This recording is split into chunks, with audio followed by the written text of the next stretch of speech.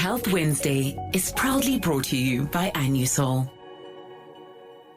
This is the third hour of the program. It's the Power Lunch, and we're talking in our Health Wednesday segment about the power of African-led yoga spaces. And this is a conversation we've tried to have before, but because of the country we live in, there was just... So, I mean, we believe that the thing is going to happen when the thing needs to happen. So today is the day. Vanessa Zeki is in studio with me. Hello, Vanessa. Hi, how are you, Pabi? I'm doing very, very well, thank you. And Dr. Anesu Mvizo is on the line with us. Hello, Anesu. Hi, Pabi. How you doing? Great, thank you. Lovely, lovely to see you both. Well, to hear you both. Vanessa's so often on the phone that it's nice to see her as well. All right, so should we start with a little bit of history, right?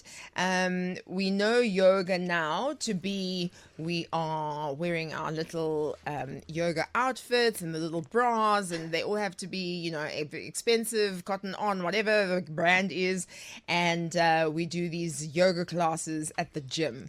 But what is the actual origin of yoga? Where can we start our journey as African people recognizing yoga? Who wants to take it? I don't mind taking it. Go ahead. I think, especially with the emphasis of African people, I think yoga really is, at its fundamental, a form of healing. And as people of color, we have been displaced so much in terms of our language, our spirituality, and our culture, that being able to identify traumas within us has never been something that's been acknowledged or even soothed. So healing becomes of utmost importance for us to come together and have a space where we can start to address those issues and start to release in order to hope for a brighter day tomorrow. What is one of the most urgent places we need to heal as Black people? I think it's in reclaiming our dignity. That's something that was forcibly taken from us holistically, whether it be the clothes that we wear, how we show up with our hairstyle, in workplaces, in love. Dignity is something that we need to reclaim, but it's internal work, as we always chat on Monday about. Yeah, a lot of internal work, and I suppose this is a great way to get the internal work going and merge what your body does, because I suppose the body, the body keeps score. The body keeps score. That's it. The body keeps score. So as a medical doctor, Anesu, and of course a yoga teacher, talk to me about that Western medicine ideology that still misses the role of the body being such an emotional healing space. Yeah, I think what we're starting to see with Western medicine is, you know, mental well-being and mental health have come to the forefront since COVID-19.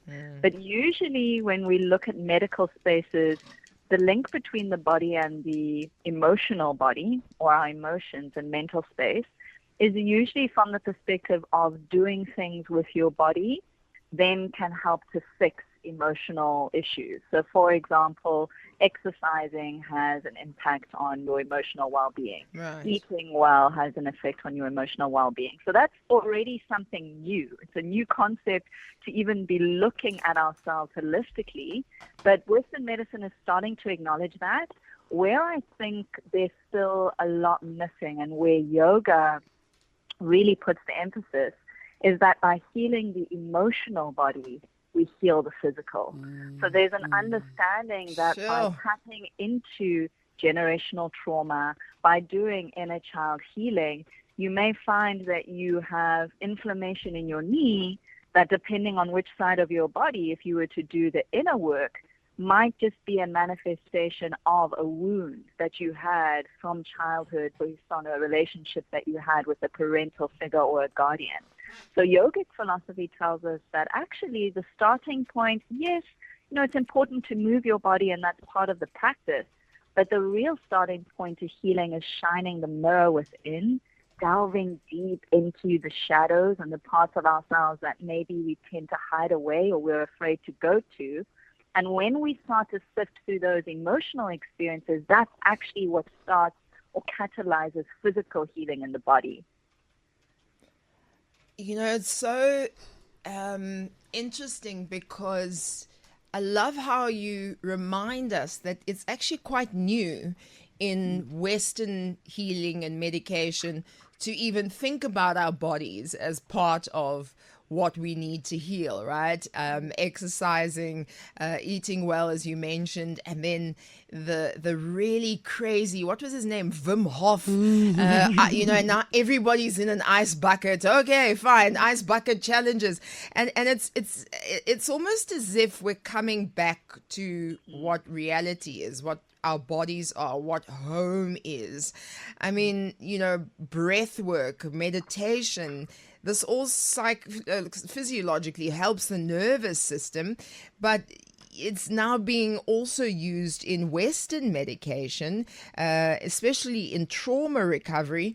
Is it a kind of rediscovery of what we've always known?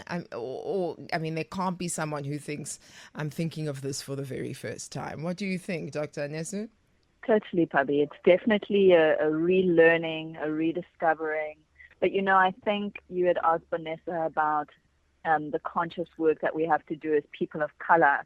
And I think there's something there also about decolonizing our views of these practices, where we feel like for something to have value, the world around us has said that Western science has to give a value or evidence to prove that these things are effective. Legit, whereas, as you say, you know, breath has been a part of African spirituality since the beginning. You know, if we look at indigenous knowledge systems, movement, dance, we can use indigenous music as almost a lens of sound healing, which is also now seen as this new age practice. We've been engaging in sound healing since the beginning of time. We talk about art therapy. What do you think people were doing when they were drawing their folklores, you know, on the walls of their homes in the caves? These were all forms of healing and ways of life that were interwoven into what it meant to be an indigenous person. So I think to see all of these things as new is kind of a symptom of us maybe having colonized mindsets, even to our own healings and our own identities. And we need to really shift the narrative of the history of these practices and where they actually come from. It's just making me think of, in, I think it's Hindu culture, even drawing on yourselves and the art and the Henna. connection, henna, of, as I draw on you, there's an energy exchange. And I please excuse me, anybody who is Hindu, if it's not just called drawing. If there's a real name, then I apologize for it. But that really makes the point of how far we've come knowing things, being things as African people, and what's been torn away from us and made medical in the annals of medical books. And that's just that. But it's not.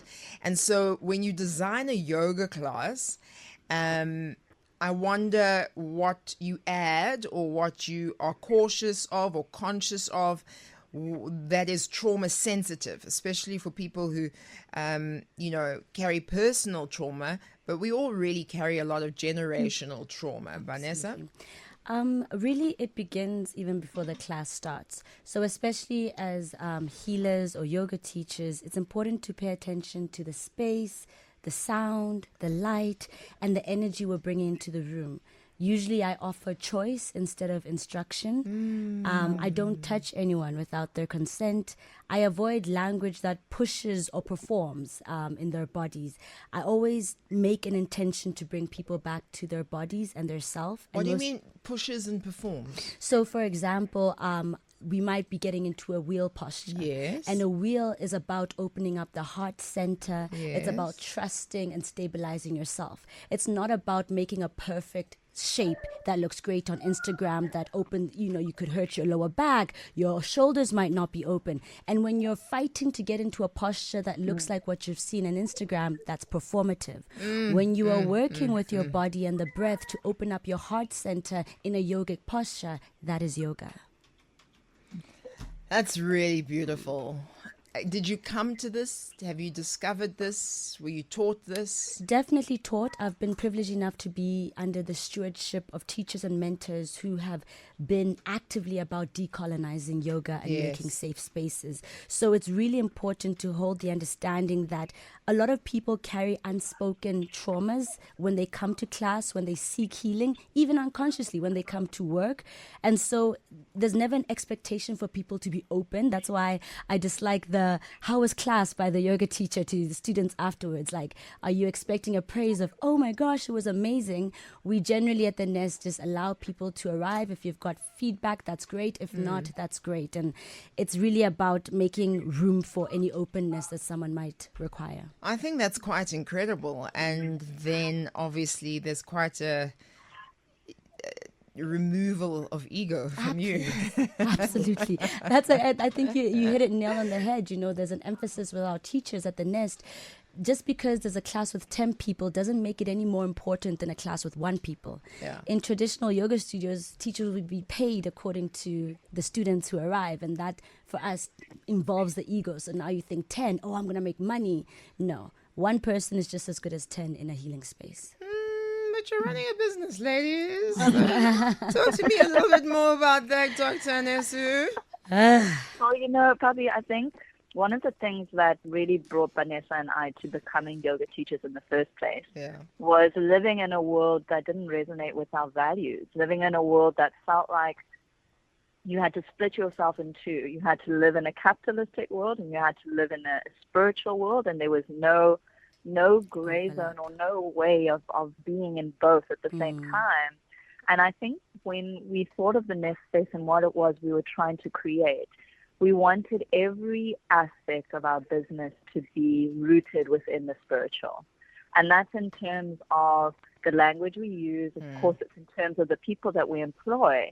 But 100% it's in terms of how we deal with finances. Money is energy. So it's an energetic exchange when someone is giving and someone is receiving. And I think you're right. If someone was to do an MBA thesis on how we run our business, they'd probably have a lot to say. They have a lot to say of rooms of improvement. Yeah. But I think, we started our business in 2018. We survived a pandemic operating in this way. We're still going. And I think it's really important, even though it's challenging for Vanessa and I, it's really important to have at least a light or space that exists that does things differently, just to show people that can exist in this world, that you can create a business that is really focused on helping people to heal, and that being the ultimate purpose of it. And I think that's why walking into the Nest Space energetically, you can feel that something different is happening here. You can feel that this is about the yoga and the healing and the spirit, because there are lots of places, especially at gyms, where literally you walk in, you're 5 minutes late, we can't start, you're 5 minutes late, you've got to go, next time be early, right? There's that. Yes. And then there's a lot of looking at each other's bodies, because that perfect wheel that you want to make perfect for your Instagram, there's a lot of that as well.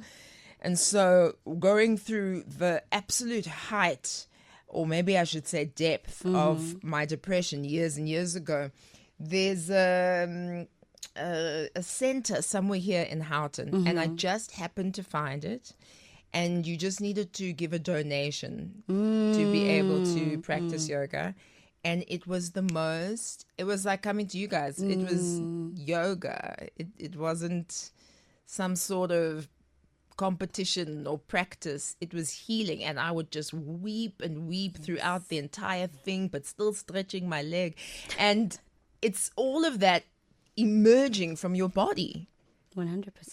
I mean, there are very specific things that you do in yoga that will release certain traumas and pain? Absolutely. I think your producer had posed the question of whether we'd witnessed anyone go through that in a class. And, my first witnessing of that was myself. Being in teacher training, there's a posture where you hold up your hands in what is known as Mahan Mudra, and you hold them up at a 90-degree angle. And usually in a class, you do it for about 11 minutes, 7 minutes, which is quite a lot. In our training, we did it for over 30 minutes. And I remember when my teacher said, release, that was a trigger. When I put my arms down, because now you've gone past pain, you've gone past all of that. Yes. I let go and I gutturally cried. It came out as a sort of volcano of emotion. And that was the first time I really felt such a powerful shift. And I looked up and saw one or two of my colleagues in the exact same curled up position, tears flowing.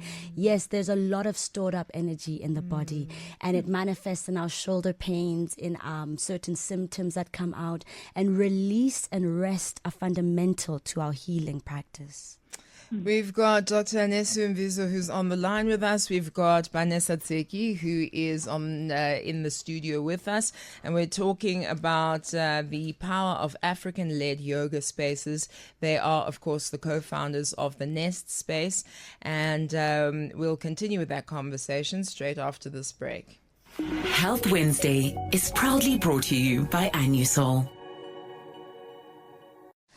Our Health Wednesday conversation today is about the power of African-led yoga spaces, co-founders of the Nest Space, Vanessa Tseki, who is a regular voice right here on Power Lunch. And sure, we throw questions at you, hey?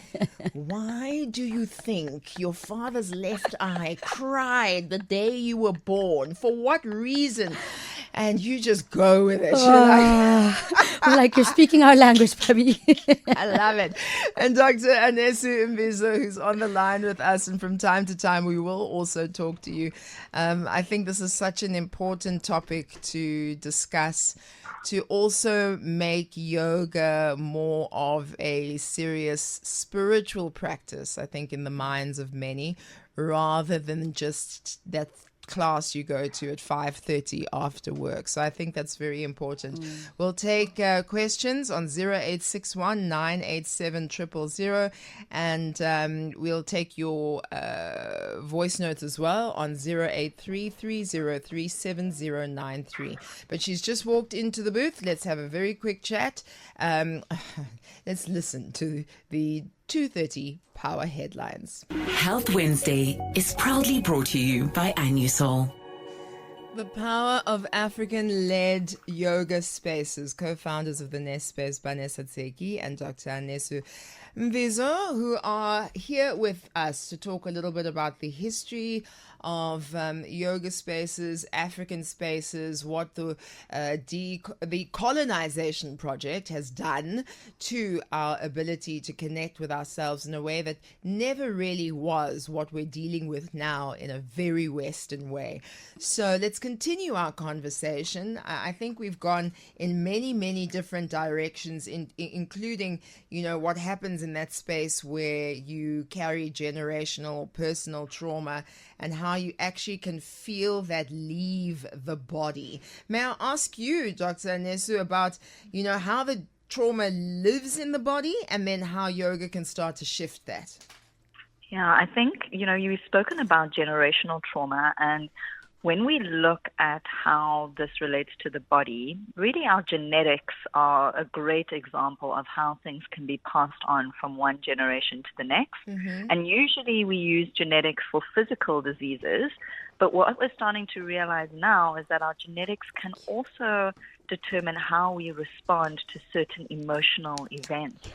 So if you have ancestors or parents, grandparents who've experienced trauma, who've lived through apartheid, for example, who've lived in a disenfranchised state in society, how they respond to their stress throughout their lifetime gets encoded within their DNA and their genetics. And that then gets passed down generationally So even if you as an individual are a born free living in a South Africa where you have a very different experience, your genetic code is telling a very different story.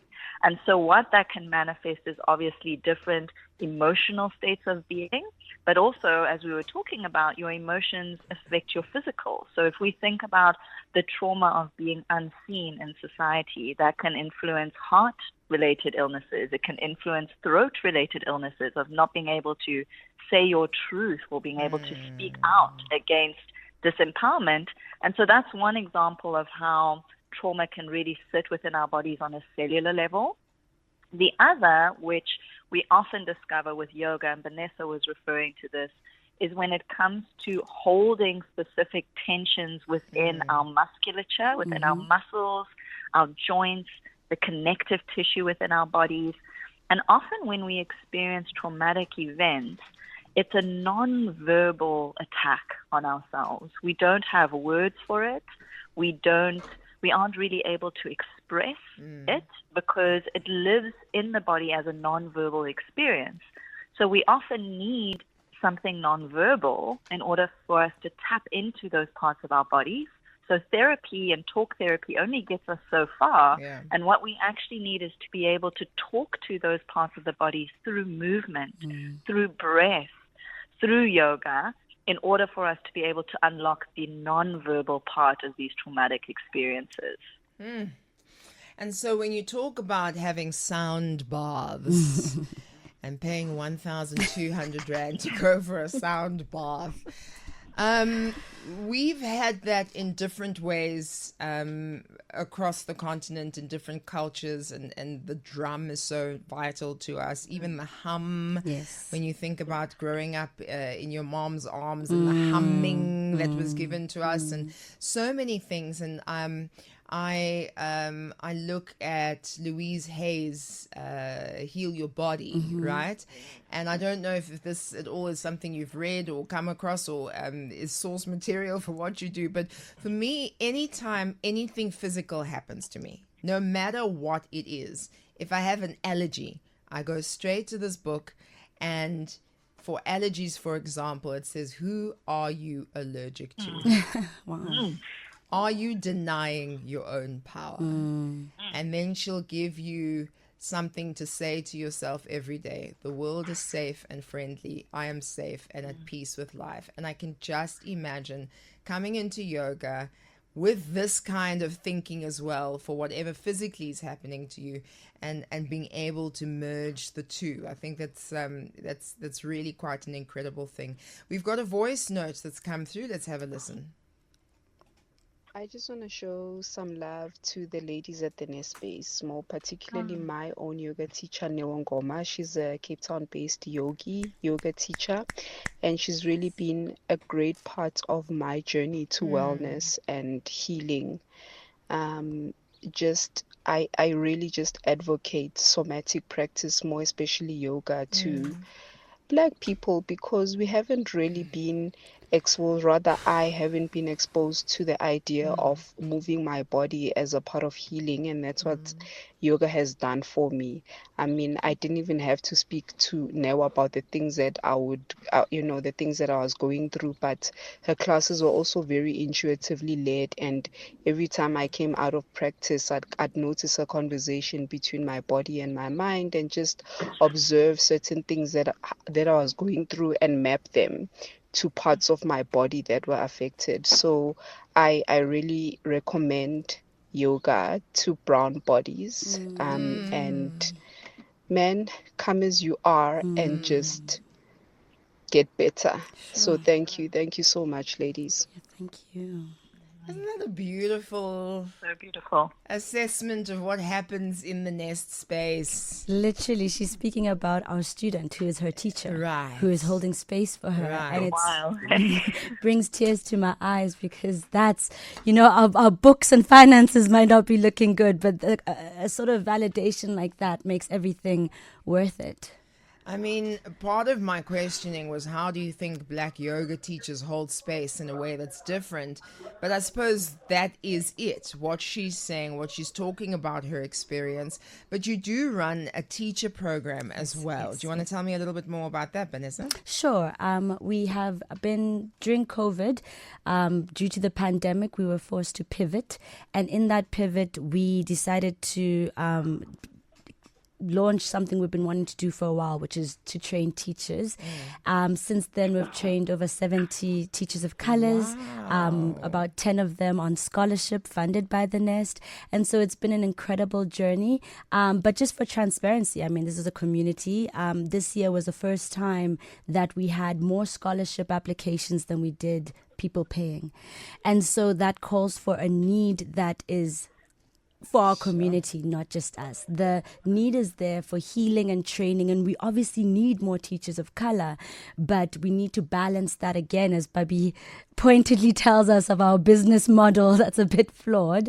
We need to figure out. Did I say that? I mean, maybe that. I'm projecting. Maybe I'm projecting for sure. I'm projecting. I don't think I said that. No, because it is flawed though, in the sense that we do prioritize healing, we prioritize accessibility. If no one can come to our studio and want to do yoga and be turned away because they don't have money, that's never going to happen. So in an MBA class, as Anesu said, that is a flawed business model, and that's what we're trying to figure out, I guess. But I think it's also so interesting that more people are in need of scholarships this year than ever before, which tells us a lot about what's happening in our country. Absolutely. And you're literally seeing it firsthand. It's very interesting. All right. So I know that you're in a deeper phase of purpose and spiritual anchoring at the moment. So tell us on your current focus when it comes to your cafe and zero waste store. Who wants to take this one? Anesu? Yeah, I can take that. Yeah. I think what we're finding, and maybe you're so right, that I think a lot of what we experience as a business, because we're so deeply rooted in healing, mirrors what a lot of individuals are facing at the moment. And I think Vanessa and I are finding ourselves in a very deep state of reflection and pause, where we've been at this since 2018. It's been 7 years now. We've managed to keep ourselves going in survival mode when it came to COVID-19. But now we're at a stage where it feels like the need that people have has shifted and has changed in terms of what people require. And I think me and Vanessa are feeling like it's important for us to have a moment to be still and to listen to what it is we've been called to do. We've been really itching to reopen our vegan deli, our cafe, to reopen our zero waste store. Yeah. But just based on what people are requiring, it seems like having spaces where people can cocoon, where people can gather, where people can maybe go away and spend some time and then come back, where people can learn or upskill, seems to be the deeper need. So, I remember us being asked before we spoke to you today, Pabi, about what our current focus is. Yeah. And to be honest, I think we're just in a state of deep reflection and a state of deep pause where our next steps feel a little bit uncertain right now. But I think it's a really exciting place where, as women, we really have to become used to and accepting and to celebrate the fact that we constantly change and we go through different seasons. Our bodies do that on a monthly basis or on a cyclical basis throughout our lifetimes. And I think the same thing is happening of our business. So that's really how I would answer that question. But I don't know if you had anything you would add to that. Definitely. I think you've captured the essence of our need. I think it came from, we have this incredible platform to speak to Pabi and her audience and figure out what campaign we're running or what project we're working on. And the transparency and truth of the issue is the project is the Nest. Before that is the project that is still very much in need of mobilization, support, partnership, volunteer. So I think there's a call of action from our side just to say, if you feel called to this space and this type of healing and this type of teaching, let's reach out to us. Let's figure out how to keep ourselves sustainable from a resourceful point of view. And that's all we can ever ask of our community. Oh, I think that's so, so powerful. And I love what you said, Anesu, about it's okay to be in a position where you're like, I'm not 100% sure how to fix the next thing, what to Absolutely. do. Do I climb? Do I slide? I don't know. Because careers are like that. And I imagine Yes. businesses can be like that as well. And I don't know which planet is in which, beverage right now, but I've been feeling exactly the same. Where it's like, What's next? what is going to make me happy? What's going to fulfill me? What's going to bring me joy? I've done all the things now. But I know that I know I'm on the Yes. right path for whatever it is that's supposed to happen. So I'm actually really quite impressed by your honesty and your vulnerability about that, because I think as very people who run businesses and you're very, very ambitious and you can never not know. And so I think that this is really beautiful for anybody who would like to be a part of the space, and maybe they're in their super, super ambitious phase, can also get hold of you. So we'll give out your details just before we finish. Here's Stephen, who's in Pretoria West. Hi, Stephen. Good afternoon, Pabi. I think today I'm going to be speaking a little bit slower because I'm not chasing time, but the time is gone. I wanted actually to find out, because this, when I was actually listening to yoga, it looks like mostly it is about finding yourself. But now I want to ask about our aspect, whether thinking can actually change the landscape of our brain, because that's where the trauma is stored and everything that they were going through is there.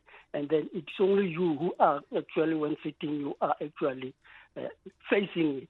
Can when you think positively, can it actually eradicate from the brain that negativity and actually balance your brain with the healthy, like we have got a healthy part Stunning and a question. toxic memory? Stunning question.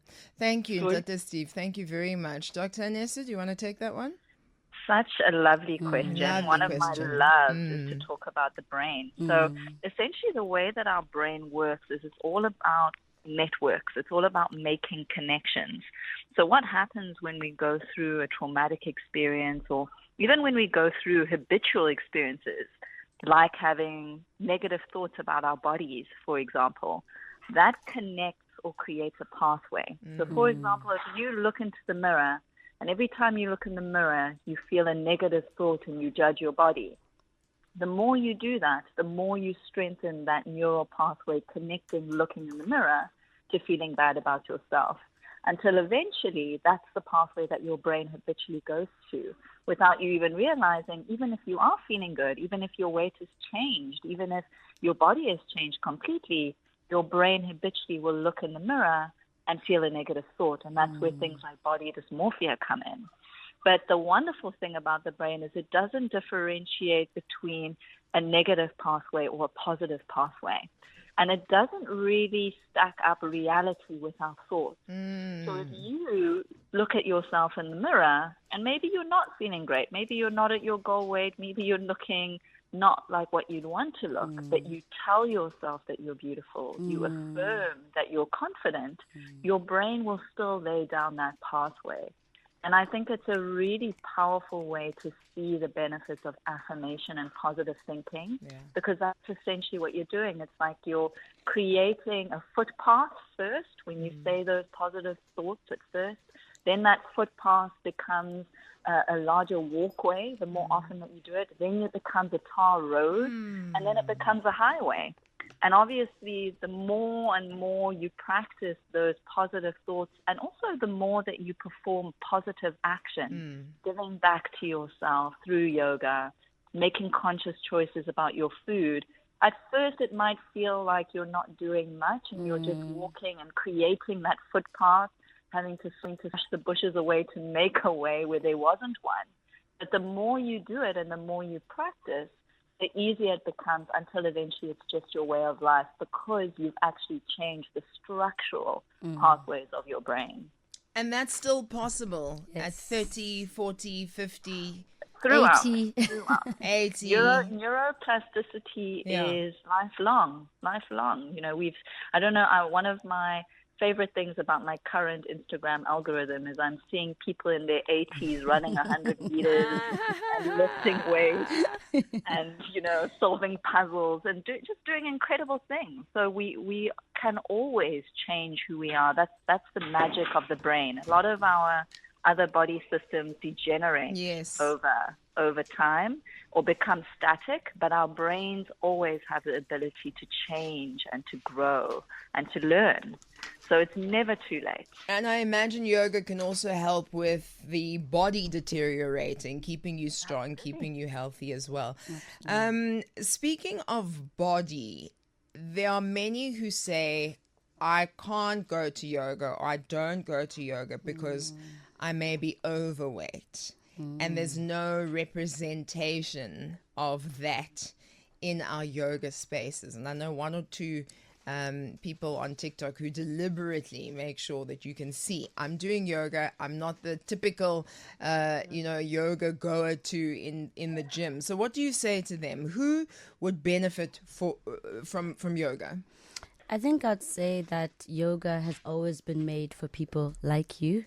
It reminds me of so many people interested in the journey say, I see you doing yoga, but I really want to come, but I can't touch my toes. Okay. And it's like, well, that's like saying I really want to take a bath, but I'm too dirty. Like, that's the whole point. It is for the people who can't touch their toes. It's for the people who are carrying too much. That is whose body isn't where they want it to be, because it is on your mat, within your practice, that you begin to unlock the potential of your body, mind, and soul. So 100% it's for you, always has been, and we will walk the journey to make sure that every Black and brown person is reaffirmed of that belief. How do we get hold of you? You can contact us at the Nest Space ZA on Instagram and all social medias. We are based 23 7th Avenue in Parktown North, and our WhatsApp number is available on our website. You know how much love and respect I have for both of you and what it is that you do. So thank you both for being on the program today. Dr. Anesu Mvizo, the Nest Space co-founder and wellness speaker. I don't even want to ask where you are, because there's probably a waterfall in front of you as well. Am I right? No, not today. Not today. There's a koi fish pond, but yesterday. I'm in Cape Town at the moment. One of the lovely things is with COVID, we were connecting to people all over the world. Yes, of course. Let's use technology to connect regardless of where we are. No, Thanks I for love having it. me, Pabi. You're absolutely welcome. Thank you for coming through. And the other co-founder of the Nest Space, Vanessa Tseki, thank you for being here. Thank you so much, Pabi. It's a pleasure. Thank you. It's just about 3:00. Thank you very much for being a part of Power Lunch this afternoon. God willing, we'll be back together again between midday and 3:00. TK and his afternoon drive team will be taking over after this, your 3:00 Power News. Health Wednesday was proudly brought to you by Anusol.